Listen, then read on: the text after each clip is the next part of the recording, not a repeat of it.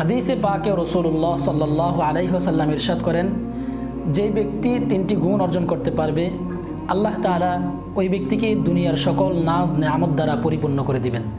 রাসূলুল্লাহ সাল্লাল্লাহু আলাইহি ওয়াসাল্লাম বলেন, সালাসুন ইউদরিক বিহিন্নাল আবদু রাগাইবাদ দুনিয়া আদ-দুআউ ফির রাখা ওয়াস-সাবরু ফিল বালা আর-রিযা বিল কাযা।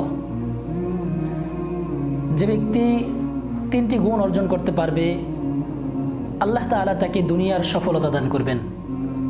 1 নম্বর আদ-দুআউ ফির রাখা, সুখের সময় বেশি বেশি আল্লাহ তাআলার কাছে যে ব্যক্তি দোয়া করবে। 2 নম্বর ওয়াস-সাবরু ফিল বালা, বিপদে আপদে বালা মুসিবতের সময় যে ব্যক্তি ধৈর্য ধারণ করবে। 3 নম্বর আর-রিযা বিল কাযা, যে ব্যক্তি সর্বদা আল্লাহ তাআলার ফয়সালার উপর সন্তুষ্ট থাকবে। নবীজি সাল্লাল্লাহু আলাইহি ওয়াসাল্লাম বলেন, এই তিনটি গুণ যে ব্যক্তি অর্জন করতে পারবে আল্লাহ তাআলা তাকে দুনিয়ার সকল নাজ নেয়ামত দ্বারা পরিপূর্ণতা দান করবেন। তাই আসুন আমরা এই তিনটি গুণ অর্জনে অঙ্গীকারবদ্ধ হই।